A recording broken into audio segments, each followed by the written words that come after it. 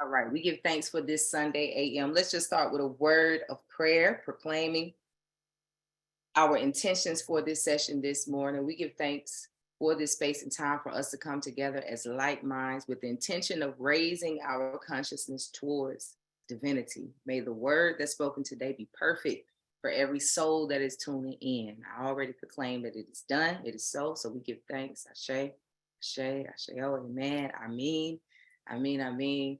All right, let's get into it. So, ringing in my head this morning was Matthew chapter 6, a part of Matthew chapter 6. I think chapter 6, verse 33. Seek ye first the kingdom of God. A lot of people know this scripture. Seek ye first the kingdom of God, and all these other things will be added. I'm paraphrasing. All of these other things will be added. And so I'm thinking about that, and I say that a lot because for me, what I observe is that we look external a lot for guidance, for direction, for validation, for love, for all of these. We are conditioned to look outside of ourselves for these things. We're not taught how to look. Let me say that differently. We are not necessarily taught or conditioned to look or how to look inside for these things.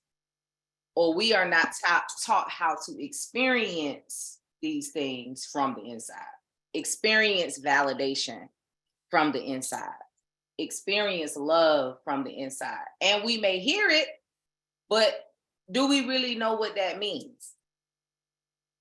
To experience love from within, to experience trust from within, peace, inner peace. Do we really understand that? Because this is what the seek ye first the kingdom of God really means. So, all right, I'm thinking about that. And then I read something that caught my attention and brought me to the notion of our temple. Right?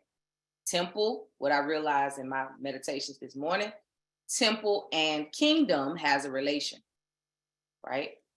So we say the temple. So I want to focus this talk this morning on understanding the temple and the kingdom, because both are important on your walk as a divine being. The temple and the kingdom. That's what we're talking about.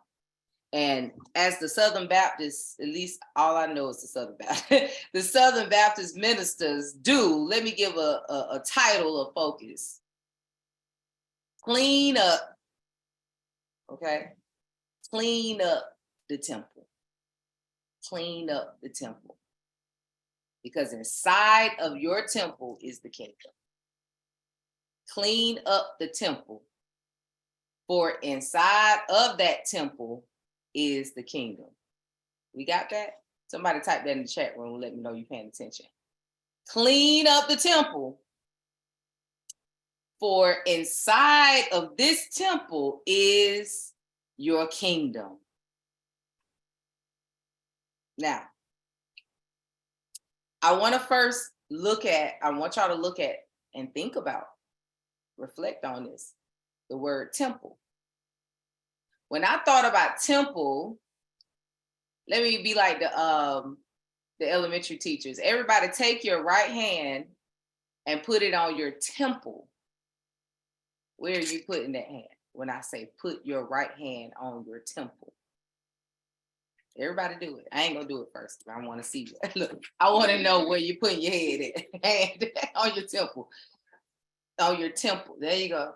Where are your temples? Okay. The sister in here put her hand on her head. If you're bold enough, put your video on and show me where you put in your hand. Put your hand on your temples. Come on. Aha. With Tanya put her hands right here. These are your temples. I'm teaching this morning, y'all, just a little bit. Okay, I'm teaching just a little bit because I want us to really understand what it means to be a divine being, or what else are we talking about here? What else are we talking about if we're not understanding what does it mean to be a divine being? I'm not here to hype you up, make you feel better, but you will feel better. when you come here. So, but we have my intention every time we come on is for us to more and more understand what does it mean to be a divine being? How do I walk in my divinity?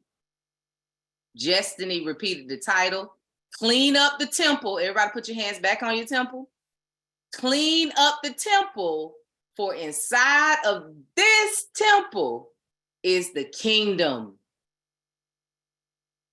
We could just end right there, right? Okay, I'm done. We good. All right, y'all. Ashe, let's go. Anybody picking up what I'm putting down already? Clean up the temple. For inside of this temple is the kingdom. That can be a mantra. When you're starting to feel anxious, when you're starting to feel panicked, when you're starting to feel doubtful, fearful, sad, guilty, shame, talk to yourself. Clean up the temple. For in this temple lies your kingdom. All right. So let's look at real quick, for those who are just tuning into this and you may not be familiar with OU Ministries, we use the Metaphysical Bible Dictionary a lot just to get some understanding about what we're talking about, what we're studying. Pardon me, let me stop sharing. I got a lot of tabs up, pardon me. My son be like, Mom, really? Why you need all them tabs up? We're going to look at the two words temple.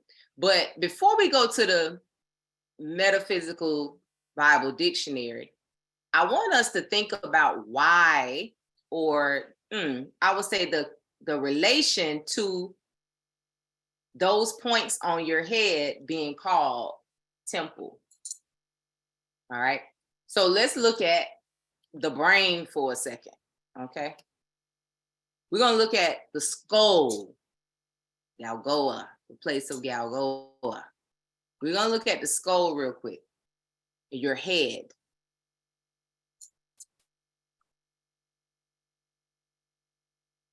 Okay.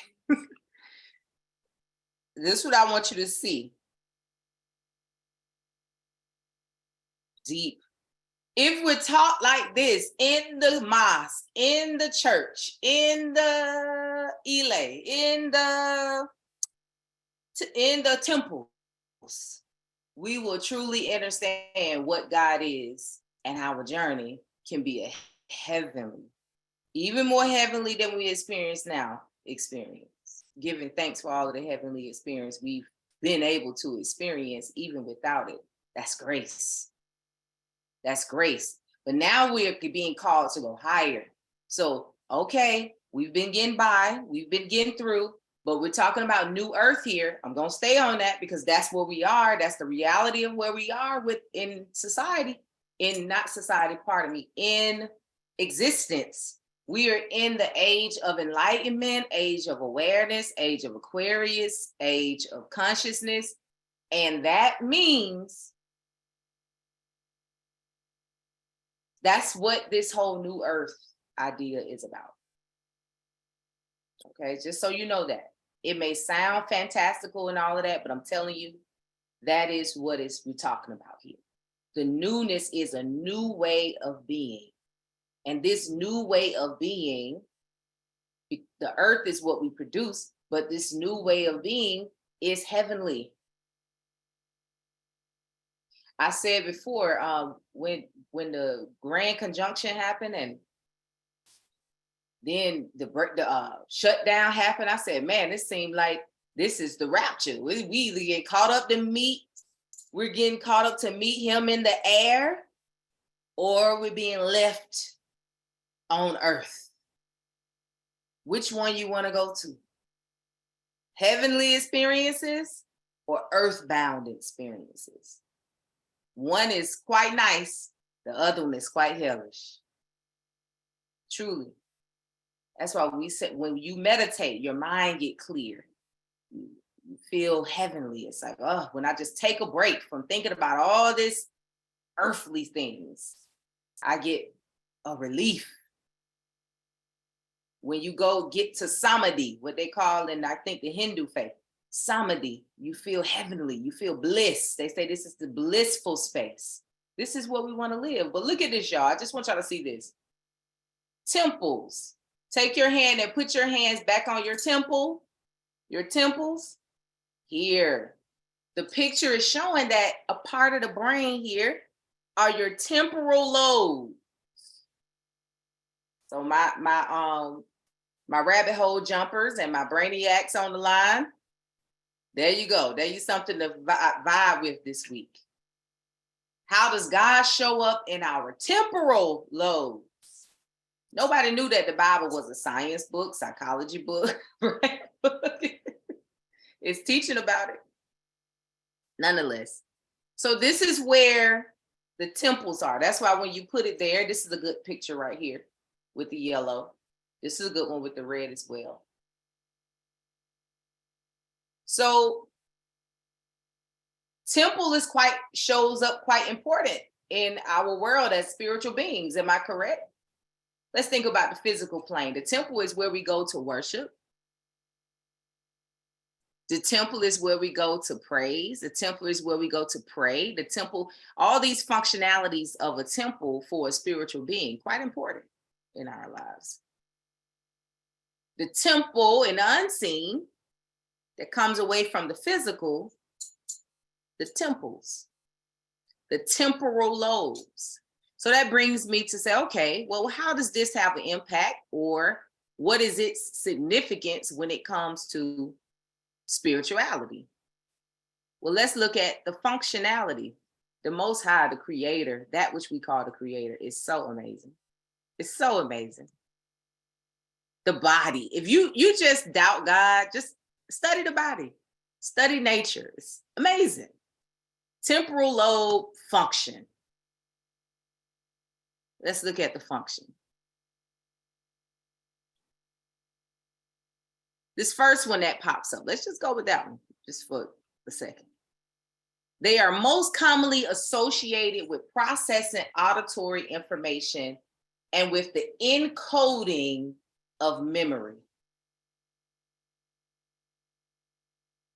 The temporal lobes are also believed to play an important role in processing affect or emotions, language, and certain aspect of your visual, perception.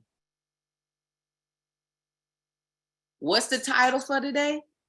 Clean up your temple, for inside this temple lies your kingdom. How you emote, what you're feeling, what you're speaking, what you're perceiving becomes your kingdom. This is the kingdom. I ain't even really got in good yet. We may well go ahead and end. Lord help us. We may well end.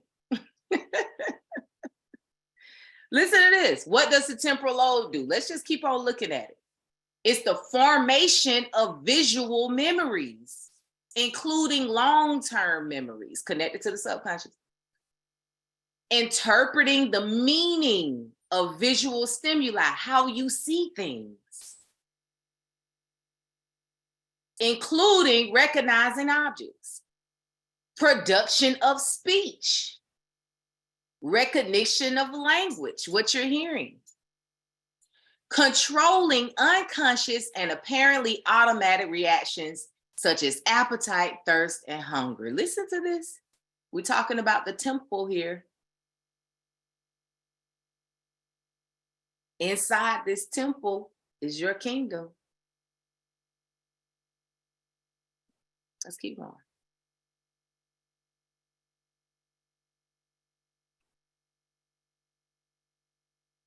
Okay, that's the same one as that one. Let's look at this. Key structures. Oh, we ain't gonna get into that. No. I'm not rabbit holing that deep. Not today. Not for the sake of this message. Okay, I thought it was one that said 4. I'm just interested to see what causes temporal lobe damage. It says the most common cause of temporal lobe lesions is a CVE, space occupying lesions, may be primary brain tumors such as Okay, let me see here. What happens? Temporal lobe damage may affect many essential functions, including language comprehension, emotional regulation, and memory. Temporal lobe damage. I thought about this the other day as I was thinking about left brain, because y'all know I've been preaching, hey, y'all, we got to detox from left brain thinking. There's nothing wrong with left brain thinking. It's just, I think we done been brain damaged a little bit. I think we all have suffered a little brain damage. This is the point I want to make at this moment. But we can heal. We can clean it up. Maybe not brain damage. Maybe brain fog, contamination. We can go with that. Contamination. Because I don't like damage. We're going to throw that out. Toxicity. Brain toxicity. And it comes from young.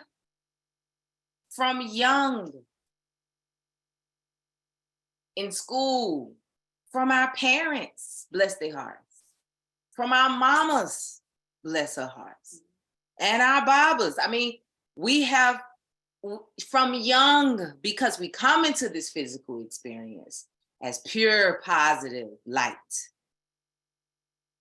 with dormant potentiality, virgin. So the cleaning up of the temple is necessary for us to be able to seek that kingdom that we come into this experience already having access to. So this new earth, moving into this new earth vibration that we're all going into, whether you like it or not, whether you're sitting on talks like this or not, it don't matter. We're all beginning to experience this new earth shift in consciousness. The cosmos is showing you, the world is showing you, like everything is showing you. So in order for us to, I think anyone would want to live a nice experience in this world, fruitful. We want to be light. We want to live out our divinity, which is our main purpose, is to shine this little light of mine. Shine your light. That's it. That's all. You want to know what your purpose is? Shine your light, baby. If you're not shining your light, let's get your light lit again. And we can do that by cleaning up the temple. Cleaning it up. Okay. So a big part of this new age living is cleaning up that temple. Cleaning up your memories. Listen to what it said. The memories. On the computer, you got to clean out the cache, and that's what they say. If it's going slow, if it's not going to have you cleaned your cache out? Cleaning those things up is very essential. All right, now that we saw the science of it, let's look at the metaphysics of it. I want to look at the word temple. And maybe we will go to kingdom. It's 11:32. I'm keeping time, y'all. Because y'all know this type of stuff have me. Y'all just let me go. Y'all don't even I'll be trying to keep a time. Y'all be like, go ahead, queen, we with you. All right, temple.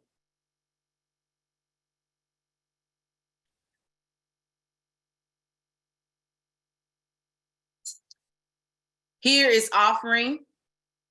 I think this is the page I want everybody to see. Yeah, let's talk about Gentiles, correct. All right. Specifically talking about here Solomon's temple, but Solomon's temple is a symbol of the regenerated body of man, which when he attains it, he will never again leave. So this is specifically talking about Solomon's, and you have to know the metaphysical meaning of Solomon and the story of Solomon to see what significance this story is talking about in regards to temple. But Solomon's temple, it says, is a symbol of the regenerated body of man, which when he attains it, he will never again leave. This enduring temple is built in the understanding of spirit as the one and only cause of things. I want to skip down a little bit.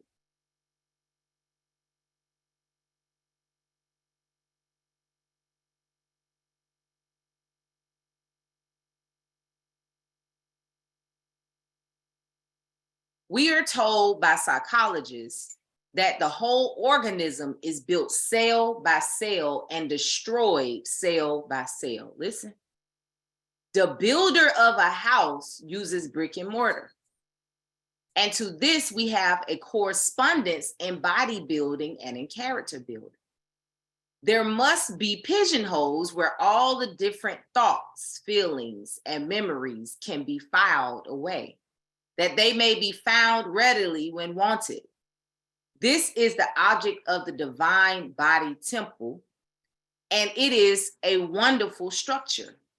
It is not only substance, but life, intelligence, and power. It is fitted to express divine mind perfectly. It's talking about building a temple here. And this is why the body, the cells are also created of these essentially thoughts, perceptions, memories. These build your cells.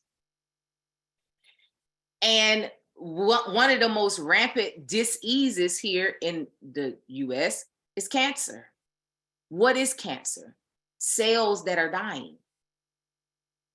Now, if we reference this, which I just want us to bring it full circle, if we think about that and what we're talking about here, it's no wonder how we can hear documentaries on Netflix with all these people proclaiming that they were diagnosed, but when they went to do a spiritual retreat where they started thinking positively and all of these different type of things, oh, miraculously, it's healed.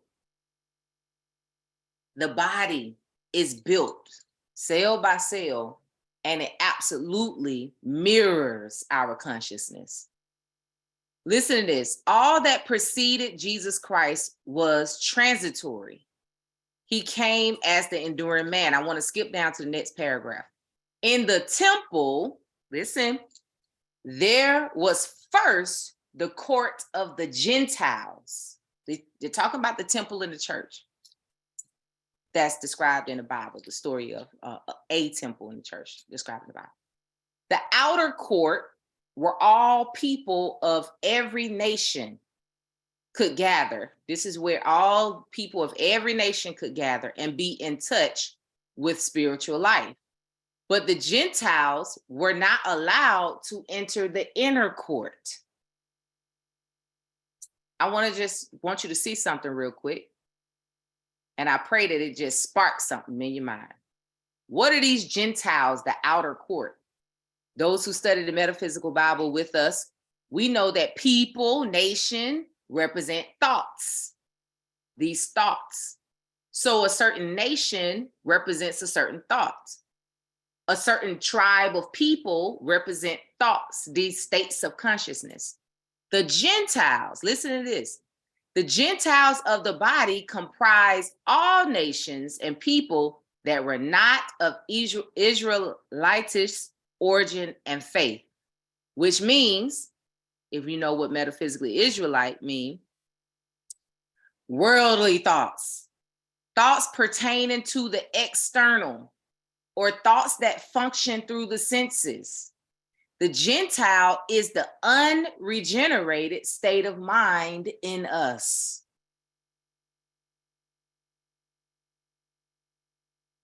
This is the outer court of the temple.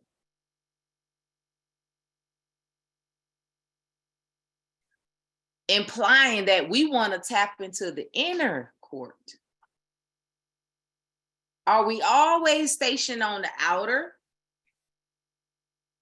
Because right now, with this age of Aquarius, we're being called to go in. This is what we're talking about when we're talking about go in. Not, I know we think, we're sitting with myself and loving on myself. That's all good. But I need you to go inside the temple, the kingdom. which takes a level of shedding, the shedding of you. And we're going to get to that because I'm always about the how. Like, Queen, how we do this? How we do? I got you. I got you. No worries. I got you. All right. So let's go back because it's talking about the structure of the temple. That's where we're at right now. The structure of the temple as told in the story in the Bible, which is what we use to try to glean some wisdom for this walk. I respect all holy books and all can be used. That is my story and I'm sticking to it. And I'm using the one that I grew up on, okay? In the temple, there was first the court of Gentiles, but the Gentiles were not allowed into the inner court. Only those were permitted there who took religious vows. Let's continue. These two courts are representative of two states of mind, inner and outer. An orderly process of man's development, there are certain conditions to be observed. Conditions of what? Your state of mind. The rabble from the outer court cannot enter the inner without purification. People, thoughts, who strive to enter without a mental cleansing, a change of mind, meet conditions worse than they had before. In the inner court was the altar for sacrificial offering. Altar, take that second A out and put an E. Altar, altering the mind. The true altar is your sacrificing the doubt, the fear, the control, the this. Burn it up. Burning is purification. Purify those thoughts. Here we say, let's renunciate. We see where the error thought is. Okay, now let's affirm, clean that up. I see the negative thought. Oh, let me clean it up. First, they had to purify. It had to be a purification that happens before they can get into the inner court of the temple. We're talking about a ritual that had to be done in order to get inside, okay? People who strive to enter without a mental cleansing, a change of mind, meet conditions worse than they had before. In the inner court was the altar for sacrificial offering. It was 30 feet square and 7.5 feet high. I'm not even gonna get into the numerology right now. Stop it. I know I got some rabbit hole jumpers on here. I ain't doing it. We're not doing it. On this altar, but it does have a meaning. On this altar, burnt offerings of all kinds were made. Every person who came to worship was expected to bring an offering. Before you worship, and we know what worship means. Before we worship, make an offering to the altar. Clean up the mind. Burn up the carnal thinking. Listen, a subtle way that this does not happen sometimes when we go into prayer or affirmation about something that we're desiring. We go in, we're starting to affirm, all this God got me, but you haven't burnt up the doubt. So your prayers are only amplifying lack. Listen, it's subtle. It's subtle. We think, okay, if I say these affirmations, I say these prayers, this is gonna, first of all, because you're coming in prayer and affirmation transactionally, I'm already telling you, you have not made your purification or your sacrifice yet. Because your prayer is for something personal, you have not made your offering yet. Okay, so Queen, what you mean? Oh Lord, you done offer the whole concept. Okay, so what I mean is If you are inspired to pray or affirm in association with something that you're desiring, something physical, you release the desire for possession, release that. That's the sacrificing, that's the making your offering. Speaking of offering. Yeah, thank you. Thank you. Thank you. Thank you. Told you we have some in-person. Thank you. Got a little offering myself. So making the offering is releasing the desire. We're giving a how right now, okay? How do we enter into the inner court? First of all, you don't enter into the inner court transactionally, number one. And we have to be careful with that because we've been conditioned in a capitalistic society. And so even if we're not successful capitalist business people, we are very successful capitalist social people and people of society. Because every way we've been taught to be, that sounds wild, doesn't it? I'm gonna teach you how to be. Huh? No, I thought being is just being. Anyway, every way we've been taught how to be is capitalistic in nature. So we have to be careful. Because if you cannot enter into dormant potentiality of the eternal, of the infinite, wanting, how do you, or in lack, it doesn't fit. How can you enter into the divine feeling like you don't have something? It has to get to a space where you realize, memory, where you have to remember the infinite potentiality, the dormant potentiality. So you make the sacrifice of the want, of the desire. So you got into something you imagine it. Oh, I want this, let's just say, house. Oh, it's so beautiful. Oh, it's so amazing. Da, da, da, da, da. Then what the ego mind try to immediately, well, how much money you got in the bank? And what's your credit score? And what's it? That go to ego. Shh, you gotta shh. So these are the things that you're putting on that altar. I'm gonna put my bank account number, my credit score. I'm gonna put all that on the altar. An altar. Let's talk about the altar with the E in it. When I place it on the altar, I am altering my mind to remember that all of the divine inspirations I have comes from dormant potentiality, which has infinite potential. So I am removing the worldly thoughts of how this is to come about. And I am appreciating the vision that I have, the desire that I have. I'm appreciating that. I'm just appreciating the idea of it. I'm appreciating how I feel when I think about it. That's all I'm appreciating. I'm not appreciating that, oh, with my God, I'm gonna get. No, just appreciate the vision of it. Appreciate the fact that you are a divine being that get divine inspirations.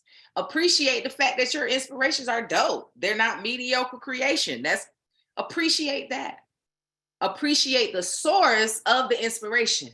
This is how you get into the inner court. Because if you're stuck on my God, listen, it's subtle. My God is a great God. My God can do anything and all this type of stuff. You're still on the outer court. It's subtle. What did it say about the outer court? It said that the outer court, anyone of any nation can come close to the spiritual things, comes close to it. And listen, this whole age of manifestation, all of this, we've come close. We've come close to the spiritual life. We've experienced magic. Well, oh my. You have an opportunity to experience heaven. Not just magic, heaven. Okay? Magic, you got to keep running after. Spin around 10 times. Oh, okay. What next? Man, that's the roller coaster we be on. Go and do this. Oh, you get it. And then you back. Rampant depression, rampant. Emotional roller coasters, rampant. Because we're experiencing the peripheral of our divinity, as Abraham Hicks called it, mediocre creation. We're not experiencing the true divinity. Divine, to be divine means to be godlike.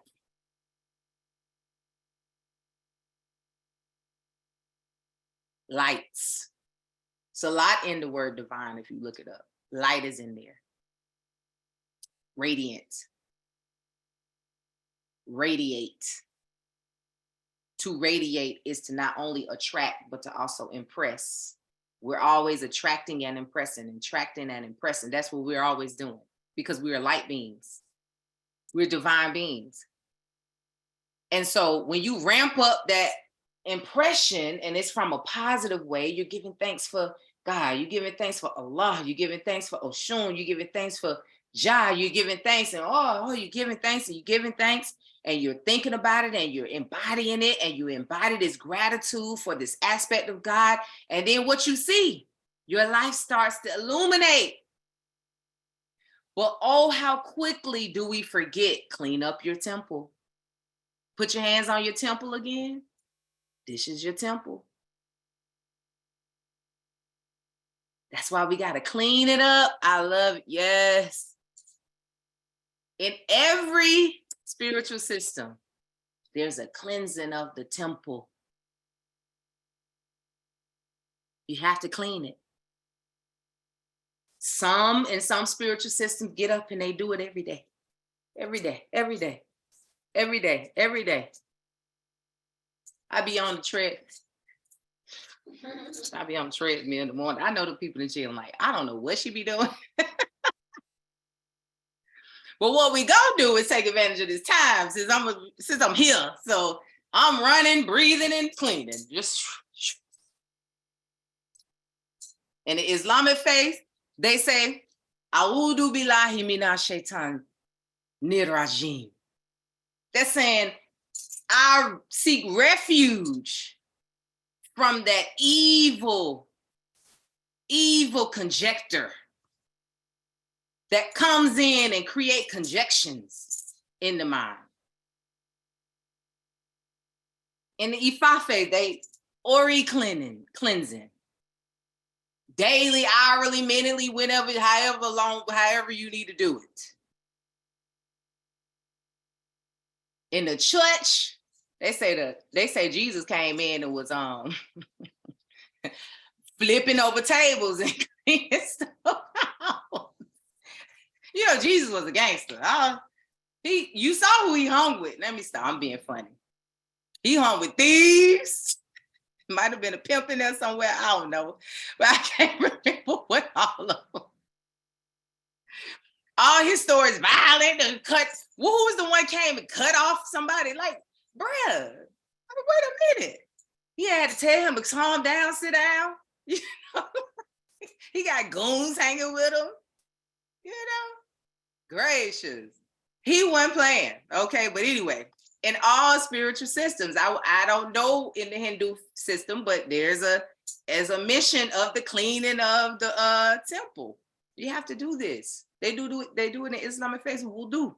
You're cleaning it up. It's saying clean out your ears, clean out your nose. I mean, all of my senses, everything. Clean out my hand from your elbow to your hand. Clean all of it off. Before I pray. This is what they do this before they pray. And then after they do the wudu, then they say the utterance that I just mentioned, where they said, I seek refuge with Allah from this conjecturing evil, cleaning up the temple. You have to do it. Okay, so the message today is clean up the temple, because from this temple is where your kingdom is. We done learned the science lesson and everything, huh? We got the temporal lobe. Now we remember, if they taught it like this in school, I remember what the temporal lobe. I was yesterday years old when I found out. I was this morning years old when I really found out what the temporal lobe does. I saw something that said the temple. I was reading about the temple. I said, temple? Then I said, I know that the Bible and the Quran and the Torah and all these things are talking about the consciousness. So I said, well, what are they talking about when they say temple? Well, wait a minute, we have temples. Well, what is this we call the temples? The temporal lobes. Well, what does the temporal lobes represent? Your temple is your memory, y'all. It's your memory. That's your temple. It is a reason why people are led to do inner child healing, ancestral healing, releasing from trauma, all these different things. You want to do that because it is toxic to the temple, the memory. From your memory is how you perceive things, how you speak things. All of that is from your memory. So the only reason why you should be indulging in ancestral healing is to say, I want to balance out the ways of thinking, the ways of vibing, the ways of perceiving life. On this Mother's Day, I proclaim that many of our mothers went into childbearing years, birthing children, and their temples were not clean.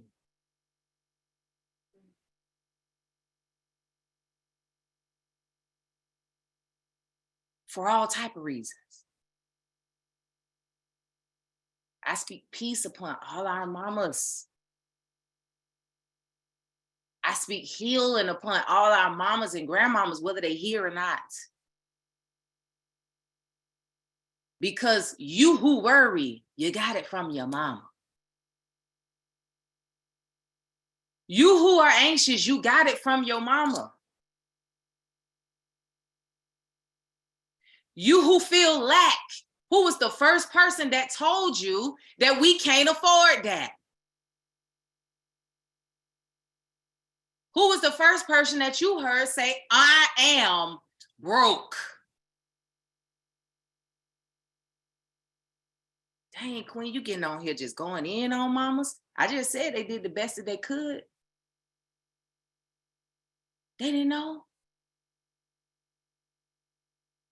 We sit our children down and listen now, you're Black and you're a woman and you this, and so you come with limitations and da-da-da-da-da, and society tell us we're doing the right thing. We take our children, we beat our children when they don't get A's in these raggedy, Lord forgive me, schools. And we say to them, you got to be smart. And to be smart, you got to get A's in a school system that's the lowest on the totem pole. The research of geniuses came from jungles who didn't have a school. They learned from elephants. There are documentaries where they say these genius babies, and all they do is sit with the elders every night around a fire while they're eating, and the elders talk to them and teach them.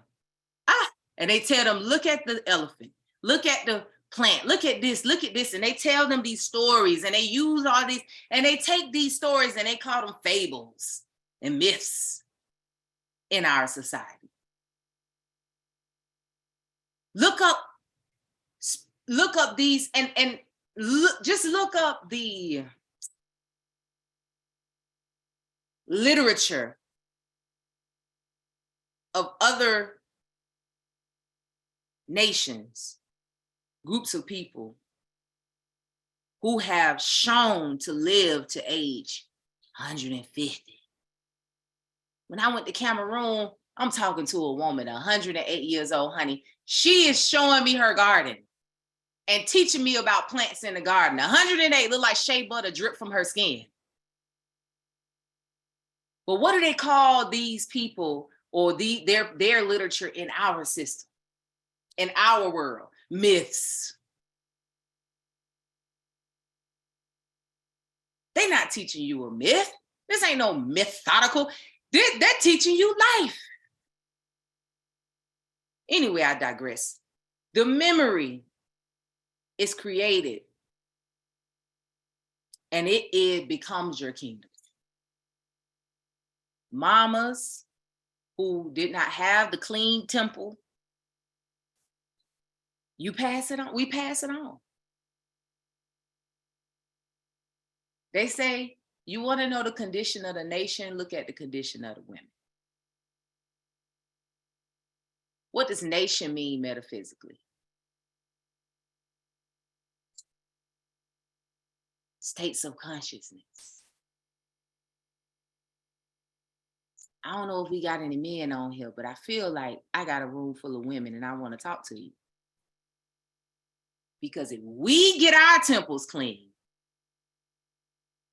oh my God. I have fire shut up in my bone right now. I'm just containing myself. I have tingles and I need to drink some water. Hold on, wait a minute. Because I feel like I want to get up and run, but I'm not going to do it. Woo! My pit sweating. Lord help me. Woo! Mm. Mm.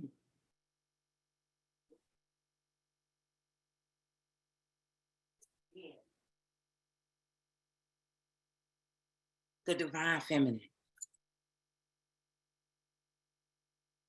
It ain't about dressing up like the pretty, gorgeous image that we know of Oshun and doing this. And this is not what we're talking about here. It's not being feminine so that you can attract. No, it's deeper than that. That's the physical manifestation of it.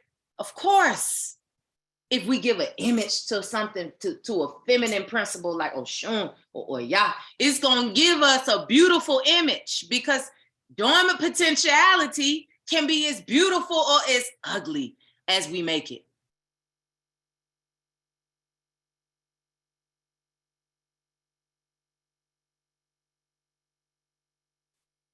So we arguing, we want to be mad at this guy, the brother who transitioned, peace be unto him. We want to be mad at these people who talk bad about the woman, and we have all these man-woman wars and all that. Everybody can be quiet.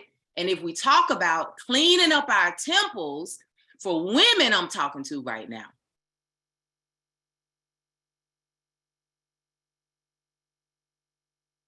you want to know how you can impact your children, your family, your community, clean up your temple. Clean up your memory. Any successful nation is ran by women.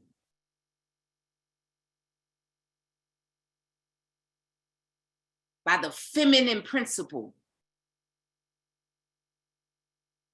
Men, I'm talking to you too. But I'm specifically talking to women. Happy Mama's Day. Happy Mama's Day. We the ones who birth the children.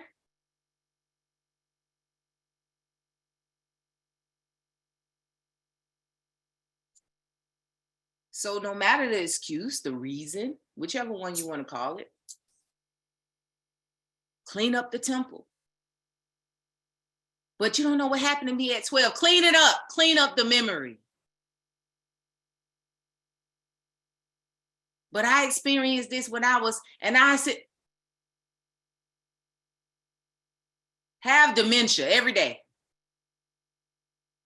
I don't know my name. I don't know nothing. I'm just here. I know that I'm a divine being. This is what I remember.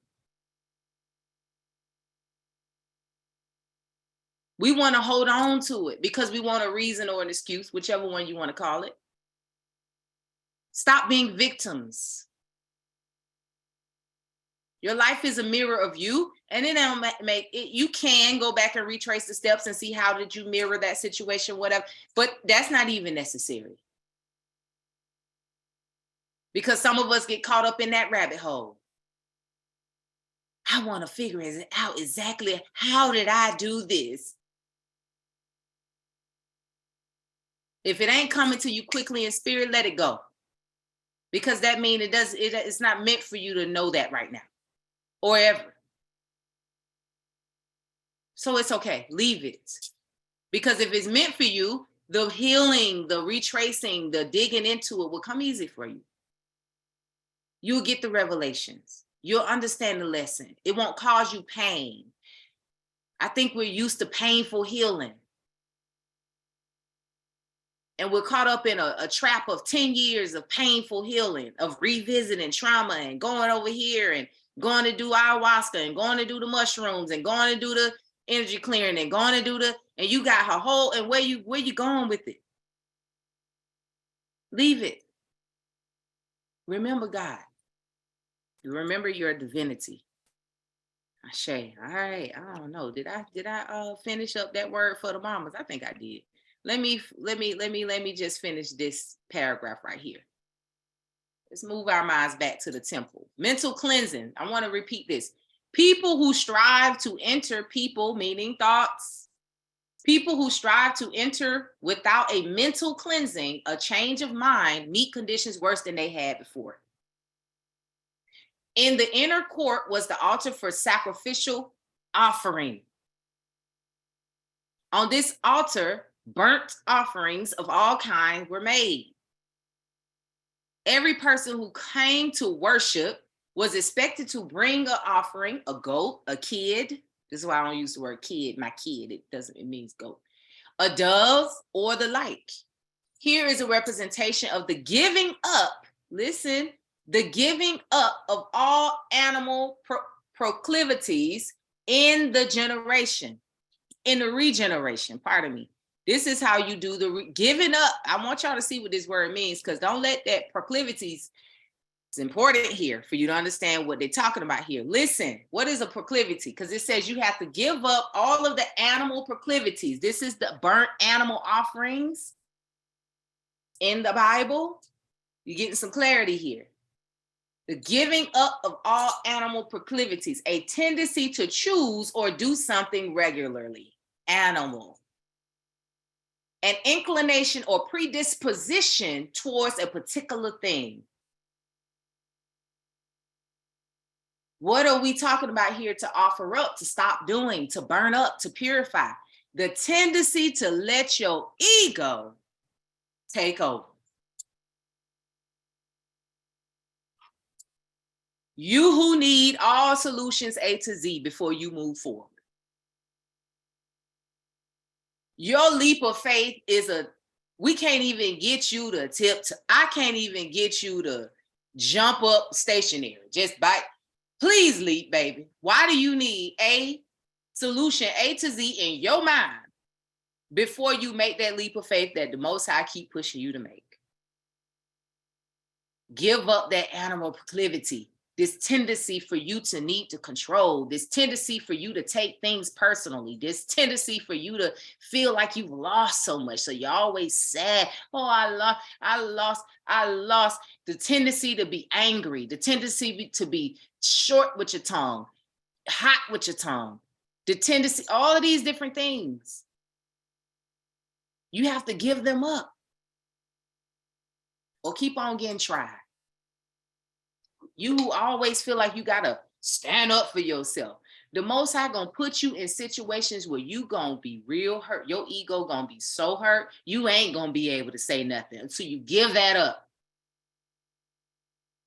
Because in situations where you feel like you gotta stand up for yourself, sometimes the Most High is working all the time.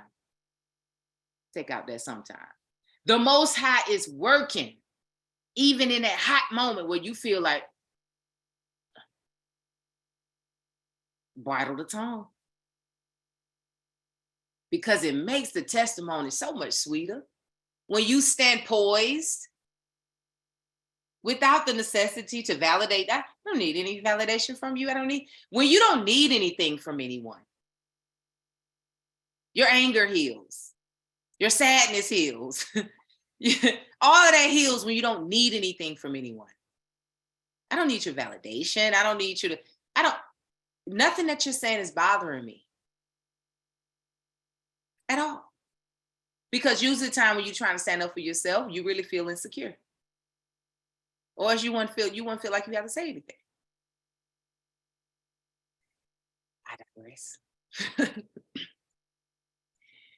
The burnt offerings, y'all. You heard what it said. Giving up all animal proclivities,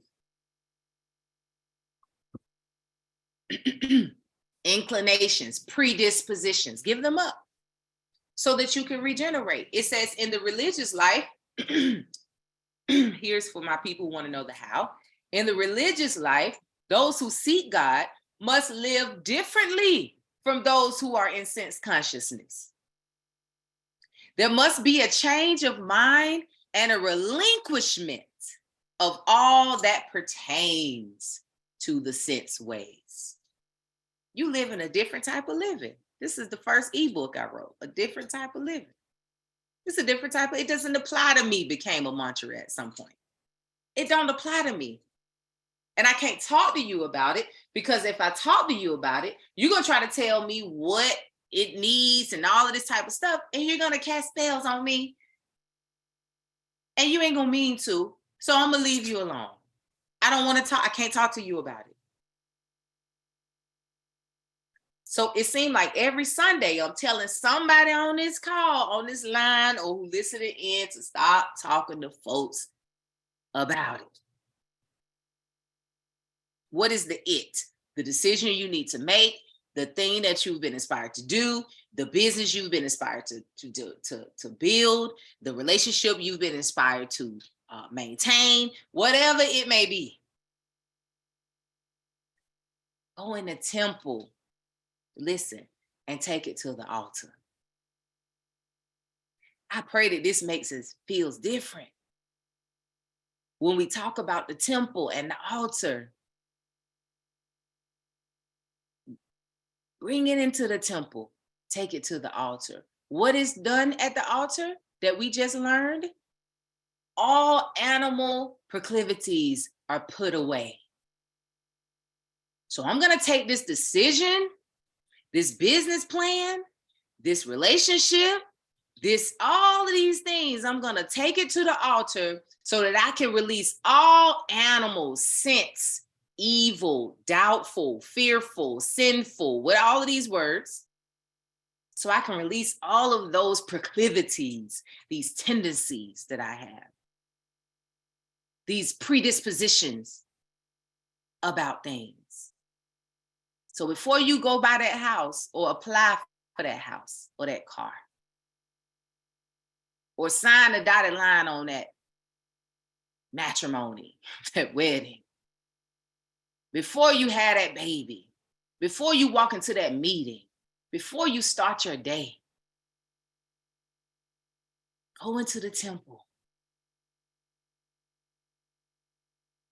Make your offerings at the altar. My God, my God, my God. Woo!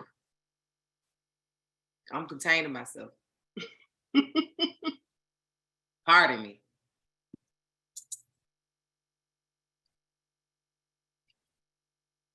Visit the temple. Put your hands on the temple again, one more time. Make the offering. In order to go to the inside, the inner courts, you must first purify and make your offerings. And all of these things, the guidance you need, the answer you need.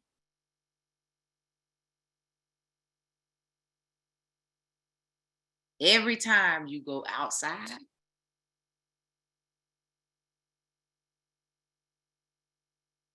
you have a chance of living a hellish experience. And what we read, it implied that it gets worse than it was. So seek ye first the kingdom of God, and all these other things will be added. Seek ye first the kingdom of God. Now I challenge you for your homework, visit Matthew 6, which I mentioned. So it's a rich, extremely rich chapter. A part of it is the Lord's Prayer. See if it reads differently after today's message. See if it reads differently. Okay? And see how powerful. See if you can see the power in this prayer. If understanding how to read it and state it from this understanding of what it's talking about here. We give thanks. We give thanks. All right. Was the word heard? Was the message received? I pray it was so. My mom always says everyone has something to say, good or bad. Let them. They have no power over you.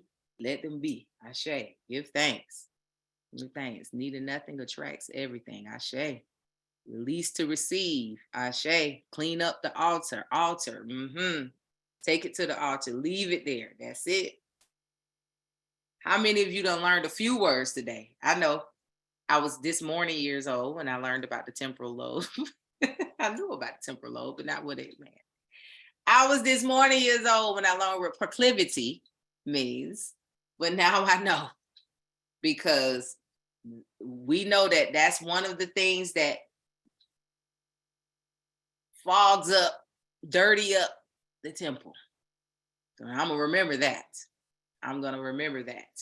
And so when I go, and I see this ritual in my head so clear as I think, as I'm approaching the temple, I can't go in on the inside. I want to go on the inside. We got people, I want to open up my pineal gland. I want to release my kundalini energy. I want to do all of this. I'm telling you, we talking about how. We talking about it. I can imagine getting into the inner courts. But first things first, one of the first things you're going to have to do, I can't tell you what else you got to do, but I can tell you what the first thing you're going to have to do is you must purify and you must make your offerings. I pray this has inspired a new way of thinking in regards to offerings, altar, prayer, temple, kingdom. I pray that it has inspired a new way of thinking, because this is the desire for all of our meetups on Sundays, for us to think a little differently. So now as we think about our temple, okay, we work on our body temple a lot. We take our herbs, we fast, we're doing our colonics and all this type of stuff, oftentimes from ego, subtly. I'm just saying. I'm sorry. I'm talking about all of us, okay? Me too. Okay, got to check all of ourselves. Okay, we're doing it from ego because we're scared to die. We don't want to be sick. We're scared of illness. So let me take care of my body so I can be all right. Some of us doing it so we can stay fine. Some of us do it so whatever, whatever we're doing it. But if we think about cleaning up our temple in the way we're talking about, the body will match. A lot of the things, most of the things, if not all the things you're experiencing in your body temple, guess where it started? In this temple. So you clean that up, it won't be so hard to lose weight. It won't be so hard to clean up, keep your gut working fine, keep your kidney working fine, because all of those things become diseased from a deeper place. Okay, this is what we say. This is the reality. This is the reality. So I'm gonna make it a little bit easier for you. You don't have to listen to all of the medical people on YouTube. You don't have to go to the Google. You don't have to do none of that. You don't have to do none of that. You don't have to do none of that. Start here. Start in the work that we're talking about today. Cleaning up the temple. Replacing those memories with the memory of your divinity, your God likeliness. And then move from that memory. Because what did it say the temporal lobe does? It says it governs your visual perceptions. Now you're going to see stuff with the radiance of God. You're going to see situations and things through the lens of a God being. It said Abraham Hicks, when she talks about Jesus, she says the reason why Jesus could heal, because Jesus never saw them as sick. As a matter of fact, when they came to him, he would say, he's not dead, he's alive. And it was only the outside people going, don't you see that he's dead? He's like, he's not dead, he's alive. Raise up. These are the miracles They ran downstairs. Jesus sleep. I mean, good sleep. He done been working. They out there feeding people with 2 fish and however many loaves. And he tired. He downstairs sleeping good. I done did my job. I'm asleep. And here the disciples up there scared. Oh my God, it's a storm. Look at this and look at that and look at this. Jesus, how can you sleep? With this storm, it's going to kill us. He's looking at them like, what? He go up there, be still. He don't see no storm. Come on. If you change your memory and how it's going to change the way you see things, and how you see things is going to be how you perceive things. It's going to be what you experience in your life. Ashe, listen, all we got to do is know how to think.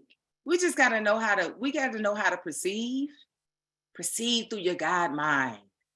Let your temples be cleansed, the temporal be cleansed, so that it's coming from a memory of your divinity. Now the things that you see will be of God. The things that you speak will be of God.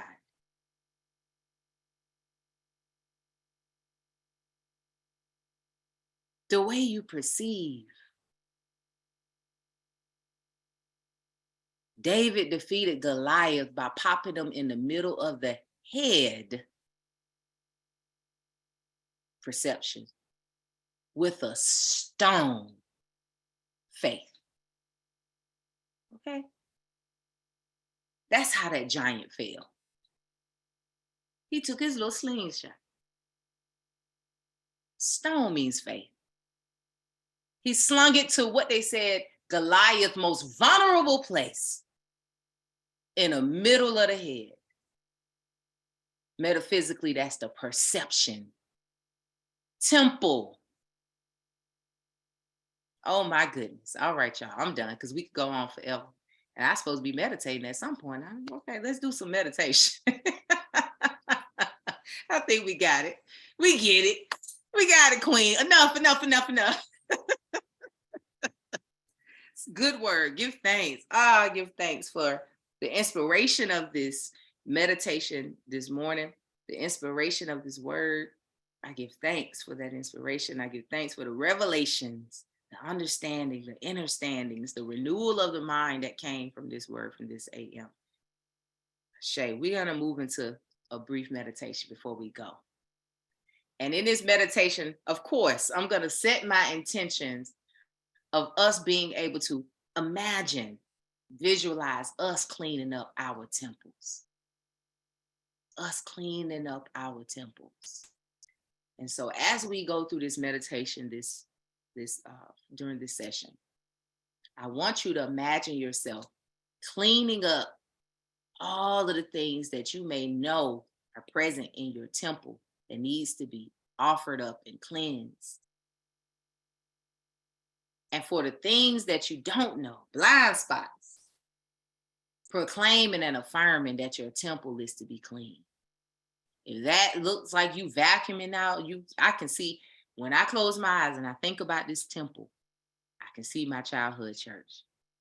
And I used to be an usher, so I could see myself vacuuming, cleaning up, wiping down the walls, wiping off the seats, wiping off. But I want you to allow whatever this cleaning looks like to be what you see in your mind's eye as we do our meditation.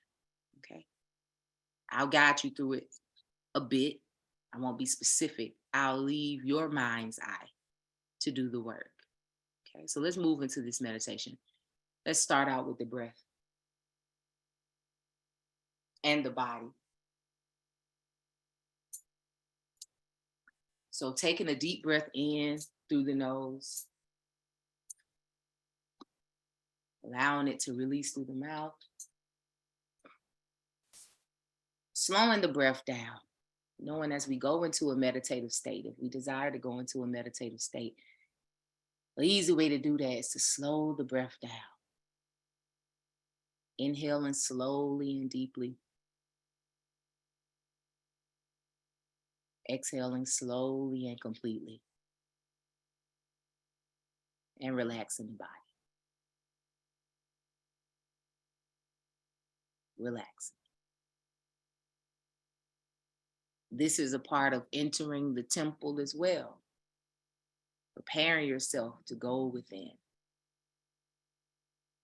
So as you breathe and relax the body, you're releasing tension, you're releasing thought, you're taking off your shoes, opening your heart up. That breath is expanding the chest, opening and lightening the heart, moving your thoughts, your mind from the external.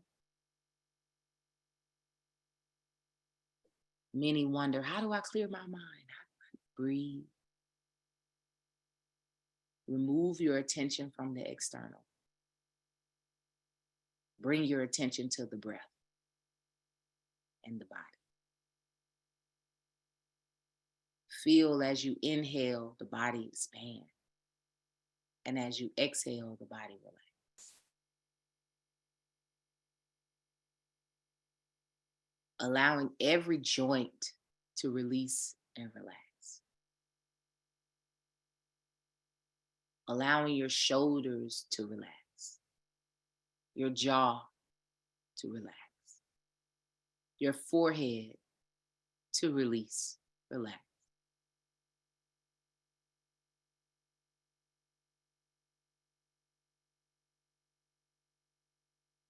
And this breathing and relaxation is the preparation for you to go to the inner realm where everything is easy, everything is flowing, everything is naturally expanding and contracting.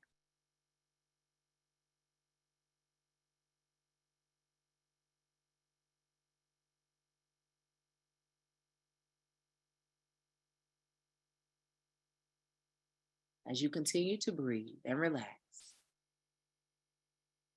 we honor this divine temple that we have. Not only does it do amazing things for our physical being, our physical life, but as we're learning today, it even is associated with the amazing manifestations of the unseen.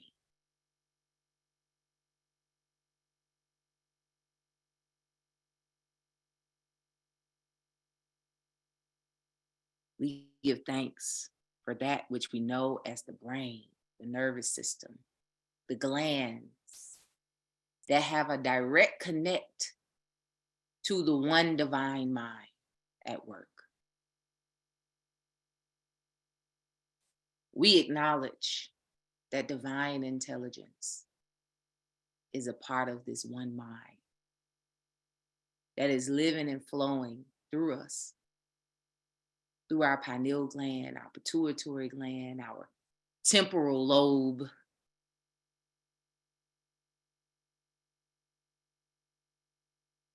And we give thanks that with this consciousness, we can do our job as co-creators in our process of life and clean up when needed.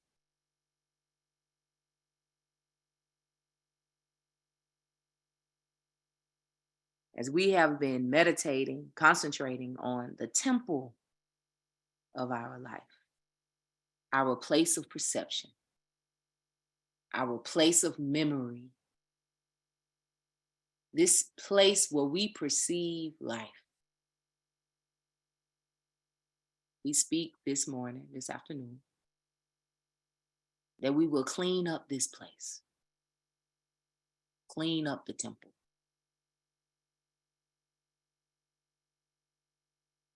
Sweeping out all memories of trauma,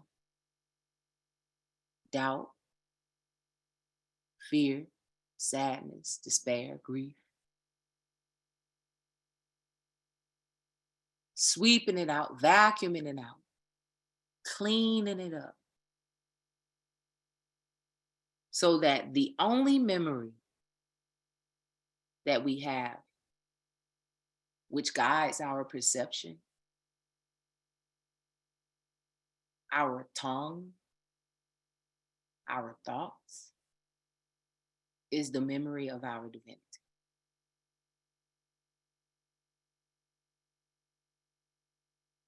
This divinity gives us the privilege of living without the need to depend on anything external,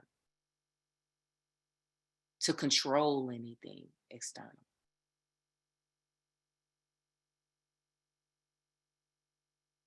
Living as divine beings comes with the inheritance of divine intelligence, divine guidance, divine inspiration, divine knowledge. Well, how do you know that? Spirit told me.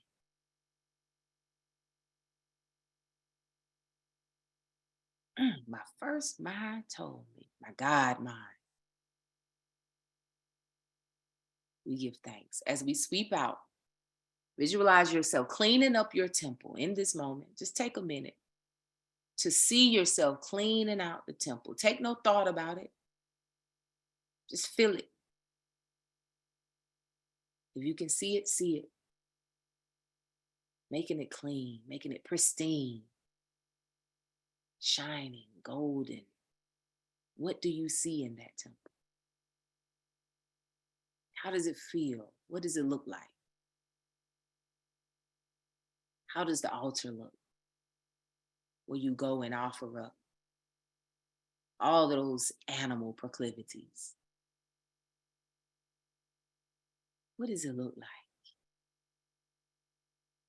What are the fragrance of the incense in your temple?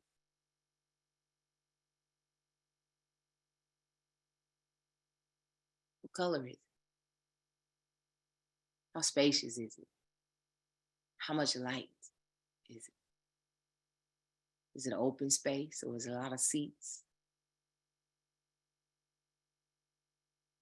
See that temple clean, pristine, worthy of a space of communion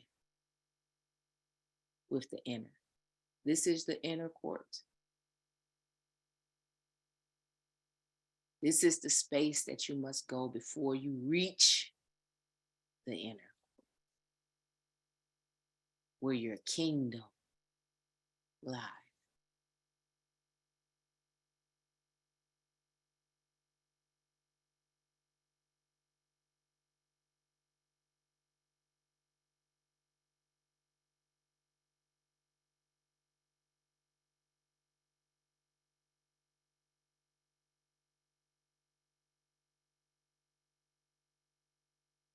Continue to breathe and relax.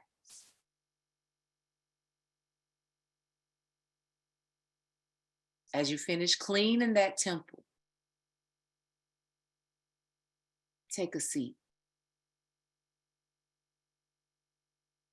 You may choose to take to your knees, to lay down, to sit on a chair, to sit at the altar. Take a seat. Rest.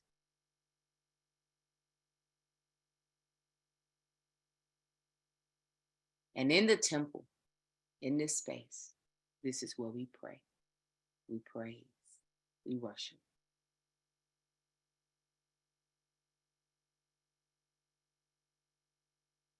In this cleaned up temple, beautiful and pristine, free of all animal proclivities, free of all doubt, shame, guilt, worry, anxiety, free of it, giving thanks for divinity, for the reality of God.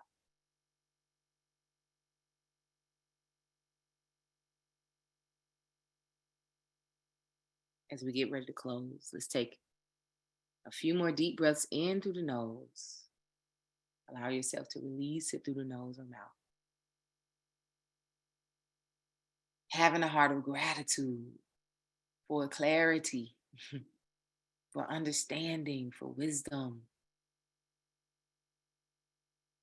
Giving thanks for understanding what we are as divine beings. As you take your last inhale and exhale, affirm to yourself, as I clean up my temple, I am accessing my kingdom. As I clean up my temple, I am accessing my kingdom. As I clean up my temple, I am accessing my kingdom. Ashe. Ashe. Ashe, oh, amen. Amen. Oh, such a good word today. Listen, I don't know about y'all, but I felt it. I feel it. Thank God for the clarity. I feel like we got it. Thank you, Tanya. I feel like we got it. We got the goodness. I feel it. I can feel it. I give thanks. I give thanks. I give thanks. I give thanks. I give thanks. If you feel like blessing the ministry this AM, you may do so at the same link you did when you tuned in. There's a place for you to give a love offering if you feel like giving that. If you feel like expressing some currency towards what you gained today, you are welcome to do so. I give thanks in advance for your willingness to invest, add value to that which add value to you. I give thanks. What a word this AM. What a word. You're welcome, Mona. What a word this AM. Do you agree? Wow. I'm telling you all, this is not, I have prayed for the Most High to lead and guide these sessions. I really have. And I have a deep desire. Sometimes I have to calm the yearning down because it could turn into perfectionism. But I have a deep desire not to come from ego and to come from spirit as I do these sessions. And the benefit of that is clarity and revelation and quickenings, not only for you all, but for me, because your presence or this calling to share in this manner gives me the opportunity to get into it, to talk about it, to study with you all, to vibe about it. It's amazing. It's an amazing experience. So I say that to say, I thank you all for tuning in on Sundays, for being present, for being willing, for desiring to live purposeful. Because as you shine your light, of course, it's adding to mine. We all are a part of the grand pulse of life. And so the more you keep your pulse strong, give thanks, because you helping this whole flow of life move. Imagine that which brings the pulse down, with those who bring it up. So give thanks for the polarity. We need it. What you're doing on Sundays like this is more impactful than than you may feel. Just for you to get to a place of understanding so you can shine your light brighter. It's impacting much more than you may know. So thank you for tuning in. Thank you all for sharing. A lot of you all have shared these Sunday sessions with other people. So I ask, if you hear a word that's powerful for you, that changed your mind, share this link for people to tune in live, and share it when I post it on YouTube. Share it with people. I think you want to hear this. This is something you might want to hear. Share it so the light can spread. That's the purpose. And also, I give thanks for you who support OU. I have a lot of members on here. Give thanks for my members. These are people who have been supporting OU since 2019 when I created it as an online platform. And so I give thanks. And those who are not members, y'all basically members because y'all tune in on Sundays. I see y'all pretty much every Sunday. I see you and I pray for you and I give thanks for you and I send love to you. I do. I really do. And I give thanks. So thank you. Thanks for tuning in this AM. And I give thanks for the word. We're not going to read from Muji this morning. We're going to keep the message enclosed for today. I feel that we have been fed. We have been fed well this morning. And so we're going to go ahead and close for now. All right. Well, I give thanks for your tuning in. And I will see you all. Well, we have a new moon this week, actually. So maybe I'll see you on the new moon call, which is this Friday evening. Yes. And we also, if you're in Atlanta, I'm having a new moon sound bath meditation on Saturday evening. I'm really enjoying offering the sound baths. It's an amazing experience. So I'm doing more of those. So I'll be doing one this Saturday for the new moon, in observation of the new moon. Both of those things you can find access to. Make sure you all on my newsletters. I keep saying that. Make sure you're on my newsletter. If you're not, I always send out information on the newsletter. And if you're not on a newsletter, then GroupMe, the GroupMe app is another place where I always post what's going on. I put it on the GroupMe app for those who I know you're more so easily accessible through your phone than the emails. So that is available. All right. Well, peace and love, y'all. Have a beautiful week. Have a beautiful week. Happy Mother's Day to the mothers again who are observing Mother's Day. We give thanks for all of the mamas, for the feminine energy, for the infinite mother principle and the infinite mother energy on this day. Enjoy yourself because in celebration of the divine mother, we all have something to celebrate. You know, we all have something to celebrate because we all have access to that divine feminine, that dormant potentiality. So we give thanks for that. That is what produces life. And so we give thanks for that wisdom and understanding as we tap into that dormant potentiality and the experience of this heavenly experience that ensues from that. Cashapp, give thanks.